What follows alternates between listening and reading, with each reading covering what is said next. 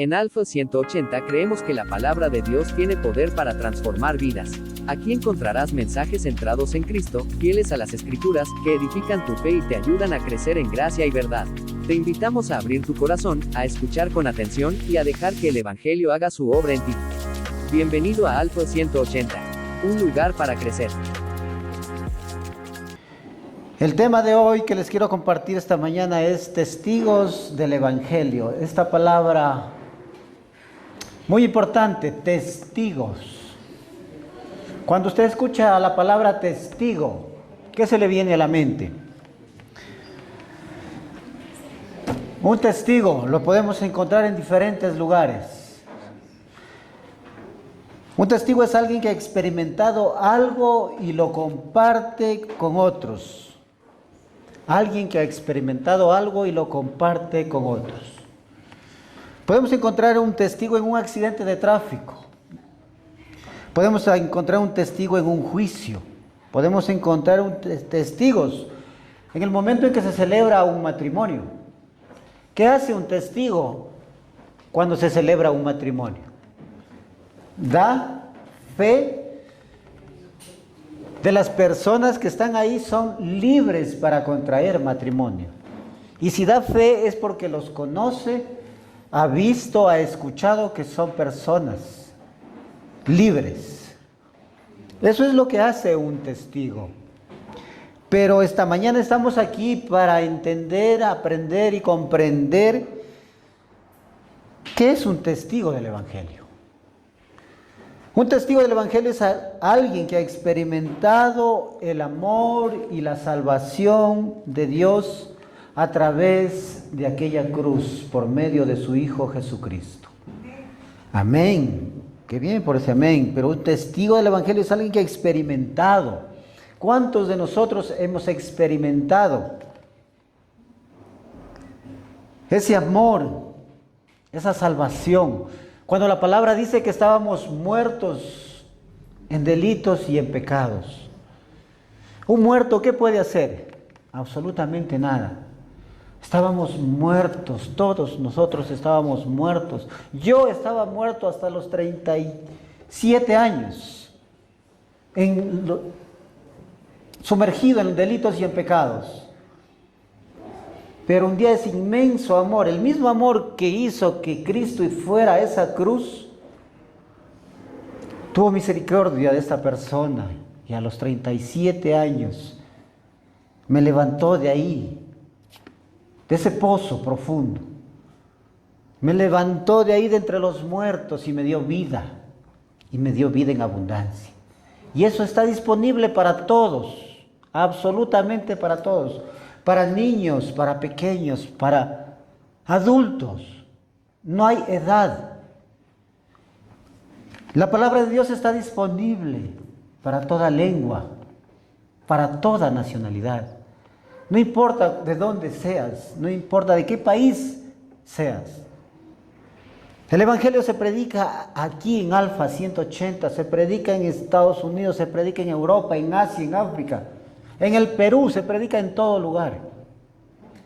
Y como decía nuestro hermano David Canusen, un hombre valiente que ha venido aquí como misionero y es parte de nuestra iglesia, es parte de Alfa 180. También tenemos otra persona que ha venido también de Estados Unidos y es parte de nuestra familia. Decía que me puso a pensar cuando él compartía y decía que la iglesia debe ser más importante, porque si entendemos iglesia somos todos nosotros, ¿verdad? Eso es iglesia. Que la iglesia, decía nuestro hermano, que debe ser más importante que nuestra misma familia. Y yo me quedé pensando, bueno, y en verdad cuando dijo que quizás nuestros padres, o tal vez nuestros tíos, nuestros sobrinos o nuestros hermanos, no vamos a estar con ellos allá, porque no conocieron de Cristo. Pero sí voy a estar viendo la cara de Raúl, sí voy a estar viendo la cara de Fanny, sí voy a estar viendo la cara de muchos hermanos que están aquí, de Ignacio. Entonces, entendía de que en verdad la iglesia es muy importante para nosotros, debe ser muy importante. Las preguntas de esta mañana que nos deben, que deben estar ahí resonando en nuestra mente, en nuestro corazón es: ¿qué debemos hacer para testificar? ¿Qué nos impide ser testigos del Evangelio? ¿Qué nos impide? ¿O cómo puedo ser un testigo del Evangelio? Vamos a ver la importancia que tiene ser un testigo clave. Entre 1982 y 1983, Efraín Ríos Montt, presidente de Guatemala, implementó una política que se llamaba tierra arrasada, fusiles y frijoles. Esta le llevó a cometer el genocidio más atroz en aquel país contra la humanidad. Fue condenado en el 2013 a 80 años de prisión por la masacre de 1.771 miembros de la comunidad indígena Ixil. En su régimen, más de 3.000 personas fueron asesinadas. Cada mes, más de 100.000 personas fueron desplazadas de sus hogares. El testigo clave para sentenciar a Efraín Ríos, presidente de Guatemala, fue el periodista estadounidense Alan Naim, quien había entrevistado a este presidente y a otros funcionarios de su régimen. Y el testimonio de este hombre ayudó para la sentencia de aquel presidente malvado. Miren la importancia de ser un testigo. Gracias a este hombre, a este periodista, este hombre pudo ser juzgado. Y nosotros, como cristianos, como testigos del Evangelio, ¿qué vamos a testificar? Pero para eso estamos aquí esta mañana. En Hechos 1:8, la palabra de Dios dice: pero recibirán poder cuando el Espíritu Santo venga sobre ustedes y me serán, ¿qué dice? Como testigos. ¿En dónde? ¿Solo en Jerusalén? ¿Y hasta qué dice al final? Hasta el último de la tierra. Pongamos que que Alfa es lo último de la tierra. Alfa 180. Pero dice que en todo lugar. Que tenemos que ser testigos en todo lugar. Jesús no llamó a su iglesia a ser espectadora, la llamó a ser testigo. Un testigo no modifica el mensaje a su conveniencia. Un testigo declara lo que ha visto y ha oído. ¿Qué hemos visto nosotros como cristianos? ¿Qué hemos escuchado como cristianos? ¿Por dónde viene la fe? ¿Alguien sabe por dónde viene la fe? Por el oír, y el oír la palabra de Dios. Entonces hemos escuchado. ¿Y qué dice en 2 de Timoteo 3:16-17? Dice que toda la escritura, toda, no dice solo el antiguo o solo el nuevo, que toda la escritura es inspirada por Dios. Y dice que es útil. ¿Para qué? Redarguir, instruir, corregir. ¿En qué? ¿A mi forma, a mi manera? No. En justicia, a fin de que todo hombre sea enteramente preparado. ¿Para qué? Para toda buena obra. Eso hemos escuchado, hemos visto con nosotros, hemos leído la palabra de Dios. Y eso nos tiene que hacer testigos, testificar que es la palabra de Dios. Amén. Un testigo declara lo que ha visto y lo que ha oído.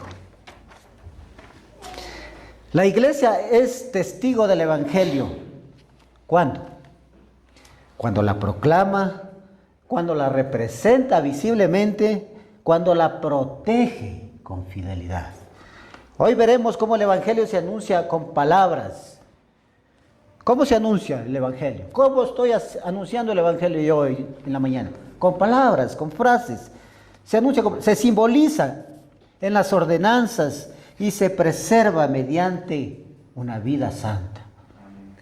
Debemos llevar vidas santas, querida iglesia. ¿De qué es fácil? No, no ha sido fácil, nada ha sido fácil. El domingo anterior, David compartió qué es la iglesia. Me gustó mucho, pero ahora hoy veremos cómo tenemos que ser testigos del Evangelio. Querida iglesia, luego de esta pequeña introducción quisiera orar para dar inicio al sermón de esta mañana. Inclinemos nuestros rostros. Señor, prepara nuestros corazones, Padre de los cielos, esta mañana para ser fieles testigos de su vida, de su muerte, mi Señor, y de tu resurrección, Señor. Y así poder testificar a cada lugar, en todo momento donde nos encontremos, Señor. Ayúdanos a llevar, Señor, tu palabra. Ayúdanos a cumplir con esa comisión que tú nos ordenaste, Señor, de ir y hacer discípulos, Señor. Gracias, Padre, por la palabra de esta mañana. En el nombre de Jesús. Amén. Para esta mañana he preparado un bosquejo y lo he separado, lo he dividido en 5 puntos que son los siguientes. Voy a leer los 5 títulos que vamos a desarrollar esta mañana. Primero, testigos que proclaman el Evangelio. 2, testigos que simbolizan el Evangelio mediante el bautizo. 3, testigos que proclaman en la mesa del Señor. Estamos hablando de la Santa Cena. Y 4, testigos que preservan la pureza del Evangelio. Vamos a ver qué es preservar la pureza del Evangelio. Y una iglesia que refleja al Señor. ¿Cómo estamos reflejando? Como iglesia, ¿qué estamos reflejando?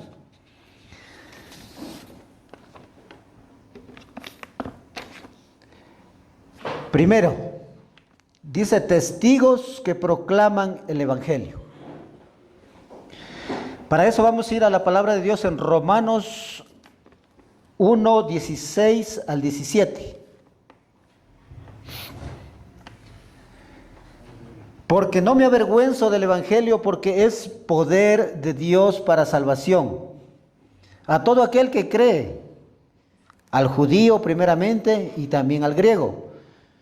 Verso 17, porque en el Evangelio la justicia de Dios se revela por fe y para fe, como está escrito, mas el justo por la fe vivirá. Si notamos en el verso 16, la primera frase dice, porque no me avergüenzo del Evangelio. No sé si usted alguna vez se avergonzó del Evangelio. No sé si usted tal vez alguna vez se avergonzó de decir que soy cristiano porque estaba con los jovencitos, las jovencitas. Porque estaban con la persona que les gusta a lo mejor y me da vergüenza decir que soy cristiano. Dice que no nos debemos avergonzar del Evangelio. ¿Por qué? Porque es poder de Dios.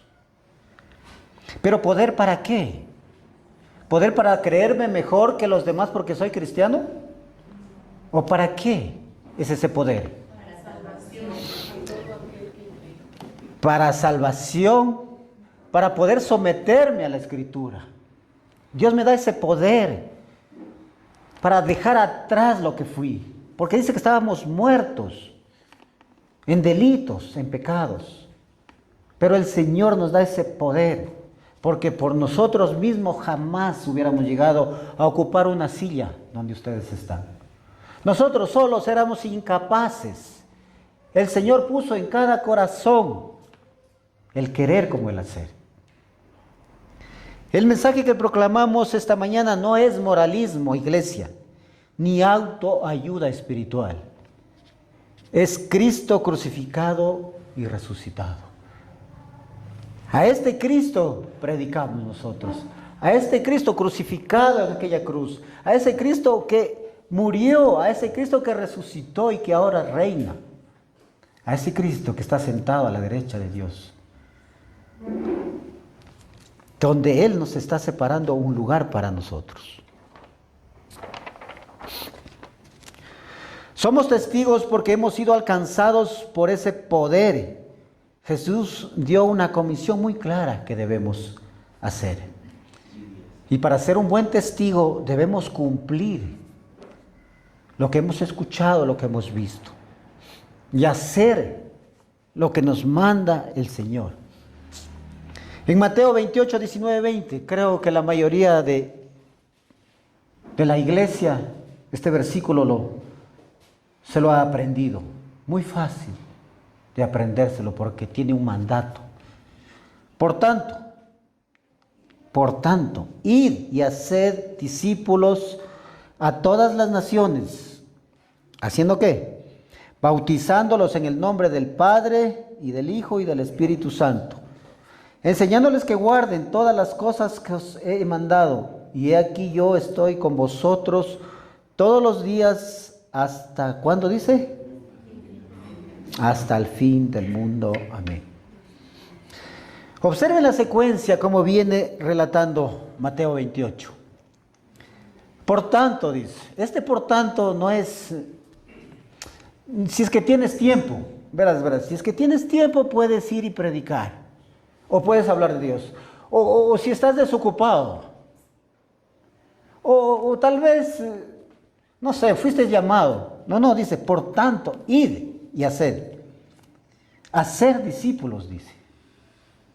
Hacer discípulos. Luego dice, bautizarlos en el nombre del Padre, del Hijo y del Espíritu Santo. Luego dice, enseñarles obediencia. Esa es la labor pastoral, la labor de liderazgo de la iglesia. La iglesia es testigo cuando predica el Evangelio con claridad y llama a la fe y al arrepentimiento. En Hechos 2:38, Pedro les dijo, arrepiéntanse y sean bautizándolos cada uno de ustedes en el nombre de Jesucristo para perdón de sus pecados y recibirán el don del Espíritu Santo. El bautismo se debe llevar a cabo cuando la persona ha creído fielmente en Cristo Jesús.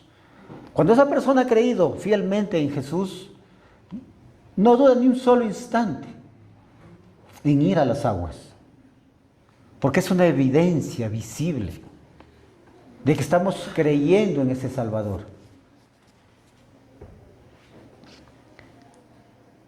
¿Para qué es el bautismo? Para demostrar públicamente que somos testigos del Evangelio.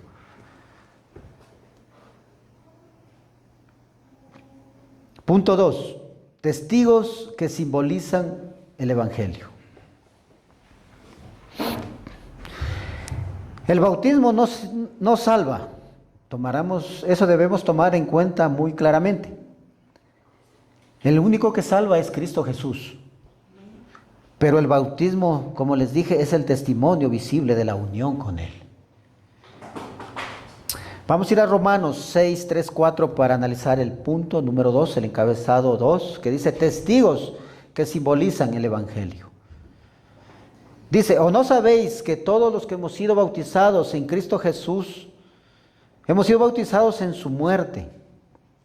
Porque somos sepultados juntamente con Él para muerte por el bautismo, a fin de que como Cristo resucitó de los muertos, por la gloria del Padre, así también nosotros andemos ¿en qué? En su muerte o en vida nueva. Dice que hemos sido bautizados juntamente en su muerte. ¿Cómo es que somos sepultados juntamente con Él? ¿Cómo podemos ser sepultados juntamente con Él en el momento del bautismo? Estamos muriendo a esa carne, a esos deseos del hombre, a esos deseos que nos separaban antes de Dios. Pero el bautismo es una evidencia clara de un cristiano, de un testigo del Evangelio. El bautismo representa muerte al pecado, unión con Cristo y una nueva vida. Es una proclamación visible del Evangelio. También declara permanencia en Cristo. Porque todos los que fueron bautizados en Cristo, de Cristo se han revestido, dice.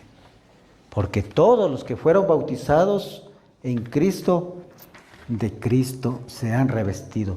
Por eso, querida iglesia, amada iglesia, es que no nos regocijamos cada vez que pecamos. Más bien eso nos lleva al arrepentimiento. Confronta nuestra alma, nuestro espíritu, y nos lleva otra vez a la cruz y pedir perdón. Porque aquí, déjenme decirles que no hay un solo justo. Aquí no hay alguien que pueda levantar su mano y decir, yo jamás peco. Todos somos pecadores. Pero estamos en el camino, como decía el apóstol Pablo, prosigo a la meta, al supremo llamamiento.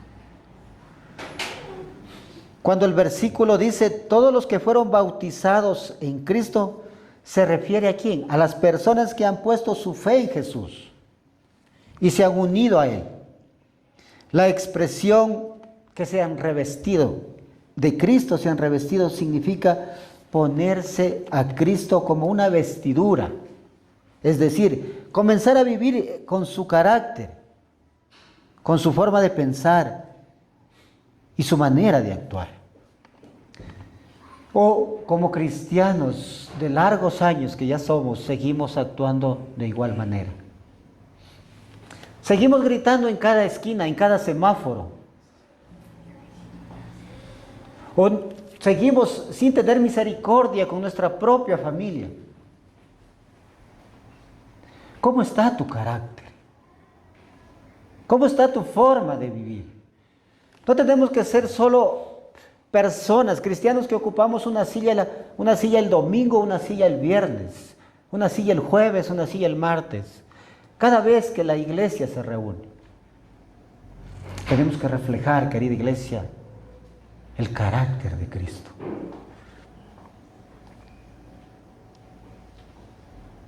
El versículo enseña que quien cree en Cristo y se bautiza ahora, pertenece a Él. Y debe reflejar su vida y su carácter.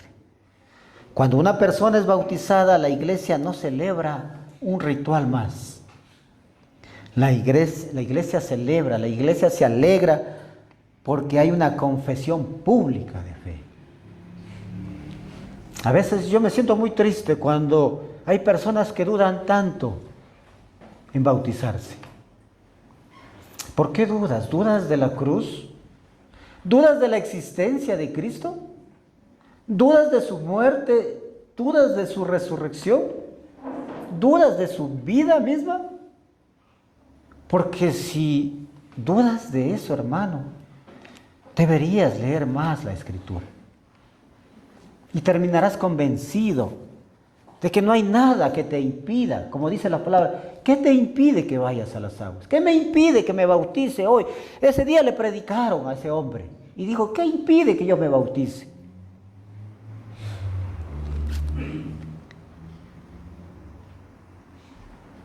Punto 3. Testigos que proclaman en la mesa del Señor. Testigos que proclaman en la mesa del Señor.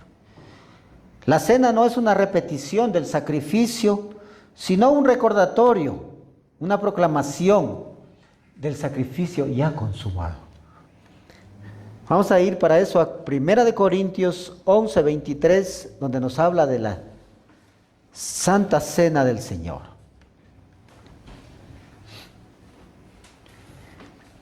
Porque yo recibí del Señor lo que también os he enseñado, que el Señor Jesús, la noche que fue entregado, ¿qué hizo?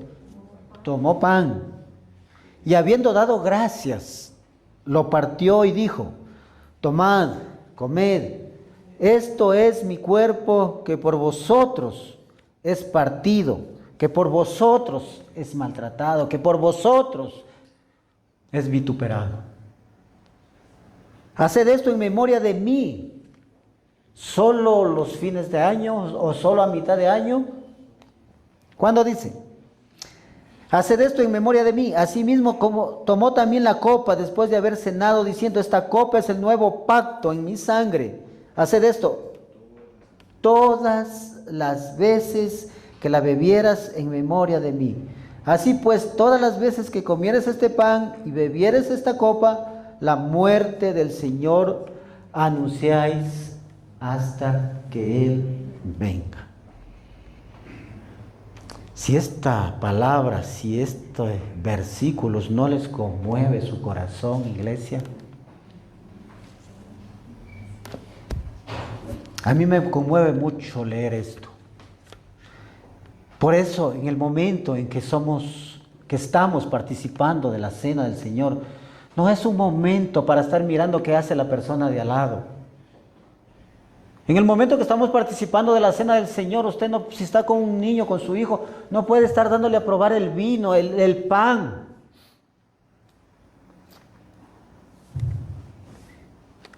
Es algo sublime.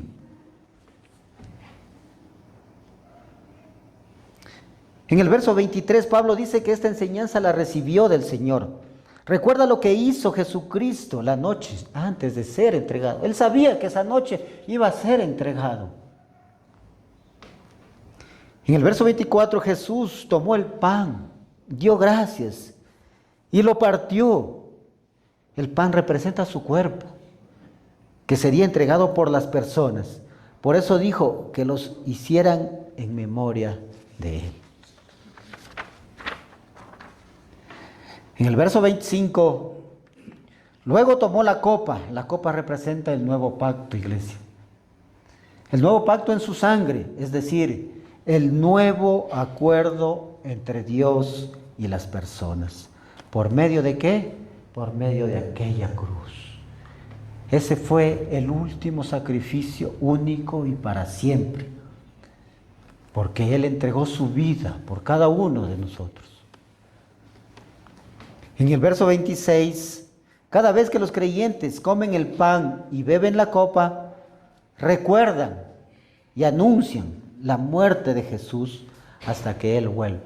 Entonces, cuando usted participa de la cena, está anunciando la muerte de la muerte misma de Jesús. Está recordando esa muerte de Jesús y no puede estar distraído, no puede estar pensando en otras cosas.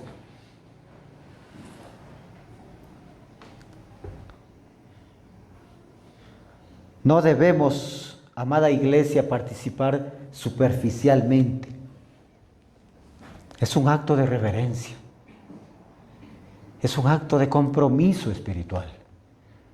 ¿Y por qué lo hacemos? ¿Por qué nos bautizamos? ¿Por qué participamos de la cena? No son solo eventos de una iglesia. Son las formas de ser testigos del Evangelio. Eso nos hace testigos del Evangelio.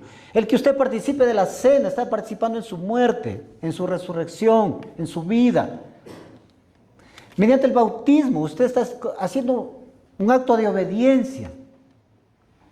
Eso le hace testigo fiel, como les daba la introducción de aquel hombre malvado, por el otro que fue testificado y descubierto y sentenciado.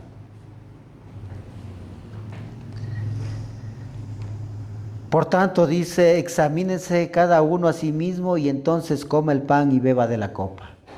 Por tanto, examínese usted mismo y participe del pan como de la copa. Cada vez que usted cada vez que usted ha participado de la cena, se ha hecho un examen. Deberíamos hacer ese examen. Y decir, Señor, hoy traté mal a mi hijo, hoy traté mal a mi esposa, pero hoy celebramos tu santa cena, Señor, perdóname, Señor Jesús. Ese es un examen que debemos hacer. No es solo un acto más de la iglesia. La cena protege la reverencia y mantiene viva la centralidad del Evangelio. El cuarto encabezado dice, testigos que preservan la pureza del Evangelio. Cuando hablamos de pureza, ¿qué se les viene a ustedes a la mente? Algo sano, algo no adulterado, algo puro. Y para eso estamos, los verdaderos testigos del Evangelio. Para no adulterar la palabra, para no ponerla a nuestra conveniencia, para no manipular a la iglesia. Estamos aquí para predicar lo que el Señor nos ha mandado a que prediquemos.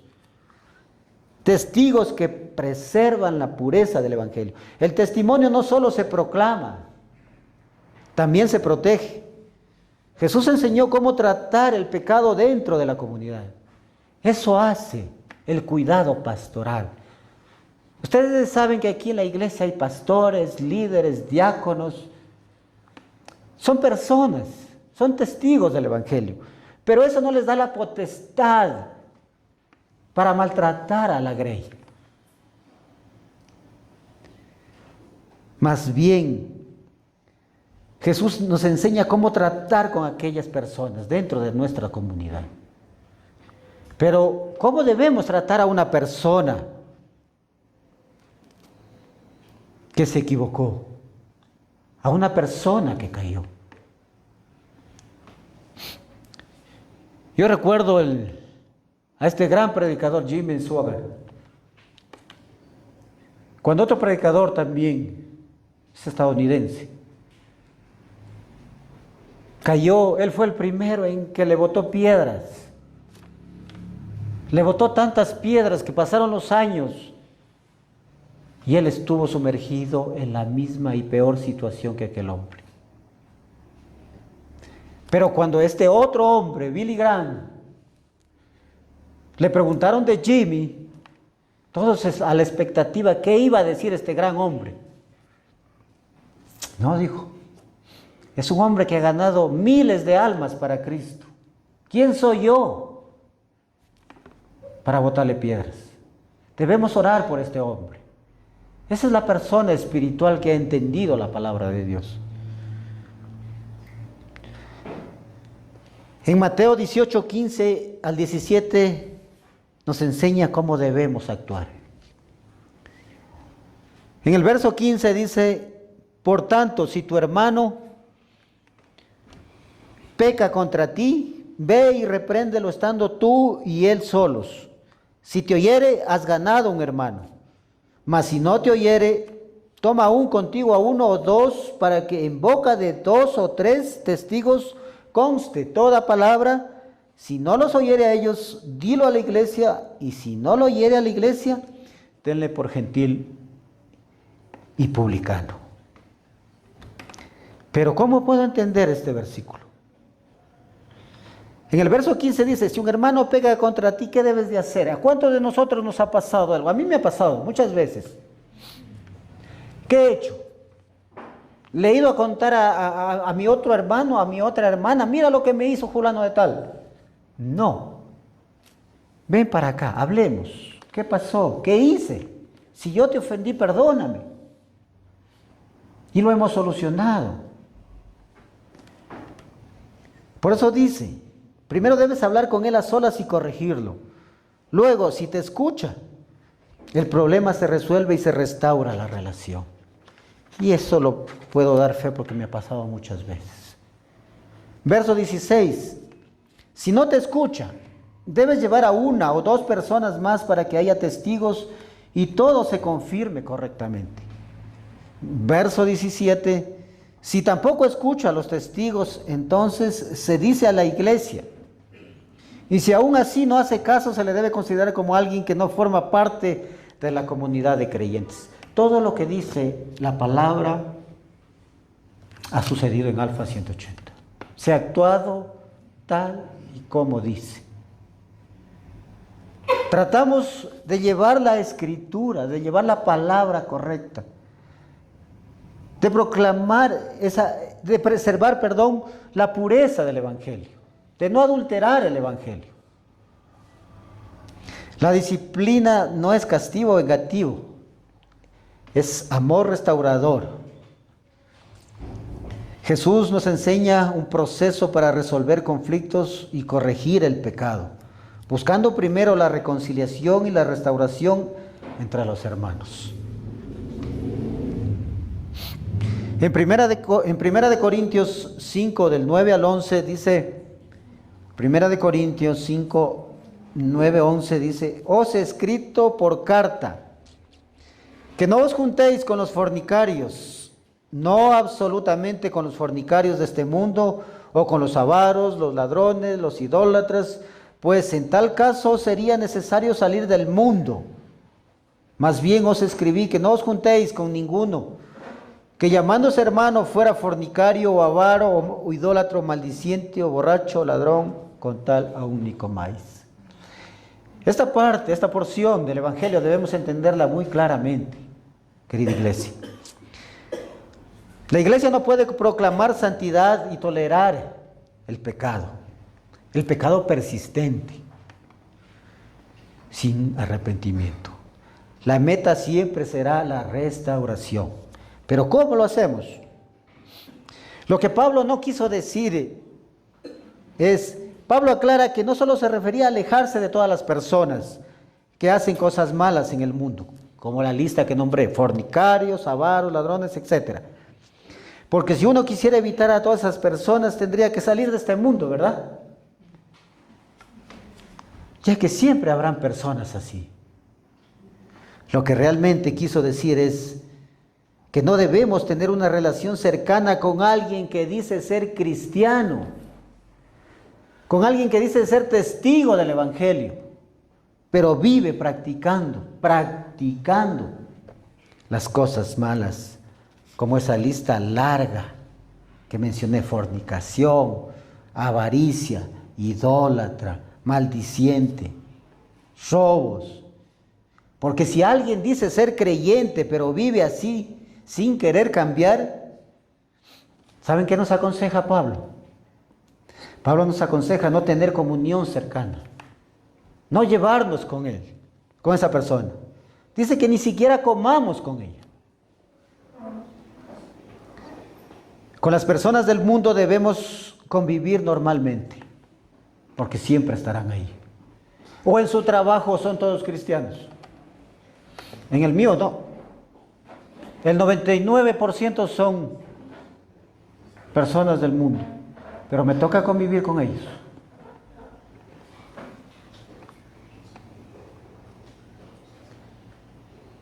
Hay que tener cuidado con quienes dicen ser creyentes.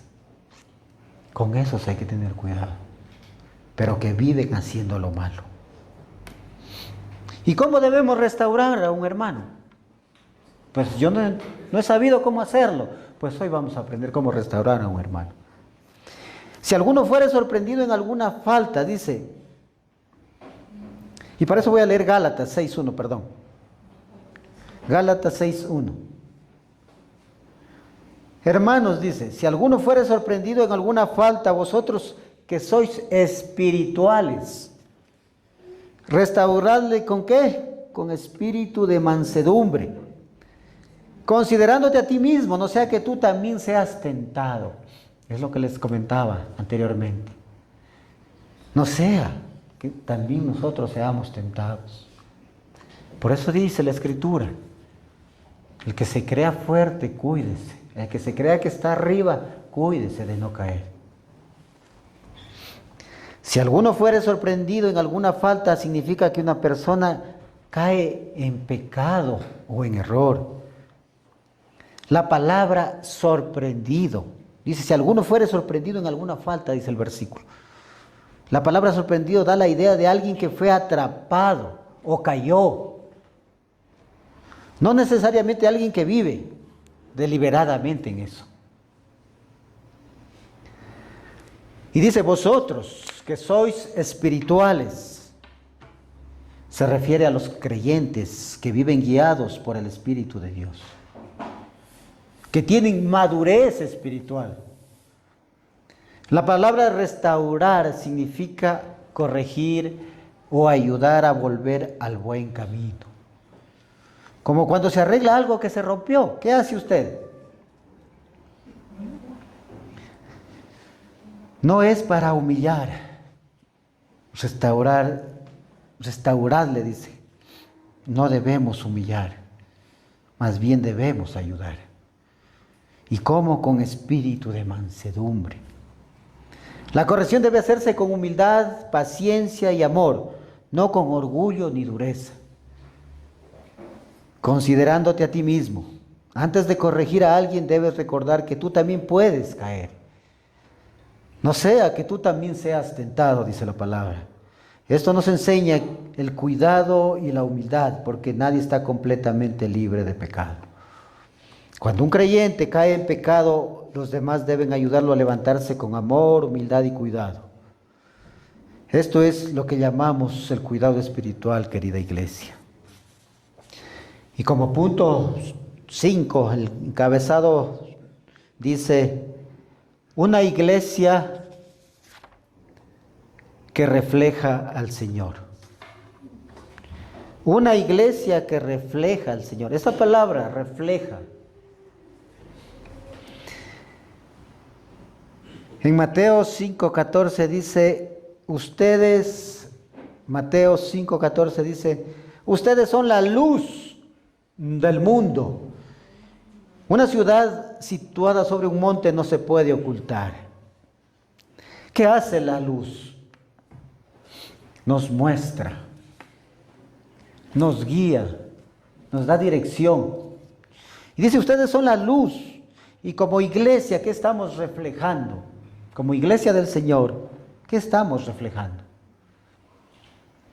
¿Qué está reflejando, querida iglesia, ahí afuera? ¿El mal carácter que antes tenía? ¿Seguimos deleitándonos en las cosas que no nos edifican? ¿Nos agrada vivir en pecado? Somos la luz y la sal de este mundo. Somos los indicados a guiar al pueblo de Dios, a dar claridad a los creyentes y a los no creyentes. Nuestro testimonio se ve en la fidelidad al Evangelio, la obediencia visible. Nuestro testimonio, iglesia, es esa obediencia que tenemos.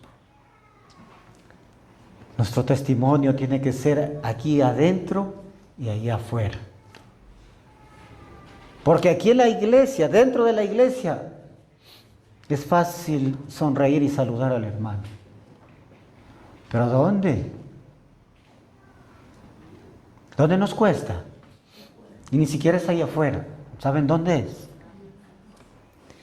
En la propia casa. Nos cuesta tener misericordia. Nos cuesta tener amor. Pero estamos llamados a, dice, primero tu prójimo, y tu prójimo es tu casa. Así que no solo sonriamos aquí. Ahí afuera nos necesitan también. Por tanto, por eso decía, id y haced discípulos. Necesitamos hablar de Dios, necesitamos testificar de Dios. Querida iglesia, si usted en su año, en sus 5 años, en sus 10 años, en sus 20 años de cristianismo, no le ha hablado a alguien de Dios, déjeme decirle que no es un testigo del Evangelio. Si en sus años de cristianismo usted no ha traído a una persona a la iglesia, a un amigo, a un familiar, a un compañero de trabajo, no es un cristiano.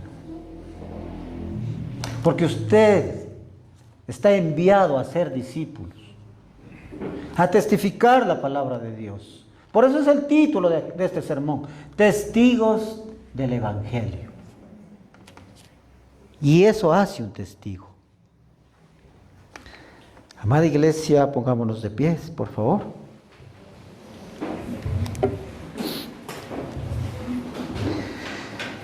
Que Alfa 180 sea conocida no solo por reunirse los días domingos, sino por testificar fielmente en cada momento, en cada minuto, en cada hora, todos los días, los 365 días del año. Que cuando el mundo mire a usted, vea una comunidad que vive lo que proclama. Que cuando el mundo mire a usted en cualquier lugar,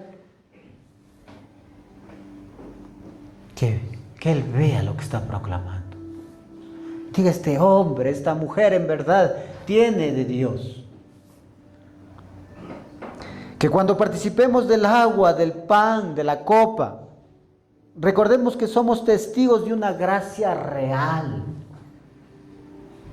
Y que hasta que Él vuelva, permanezcamos firmes proclamando 3 verdades que quiero que se lleve este domingo.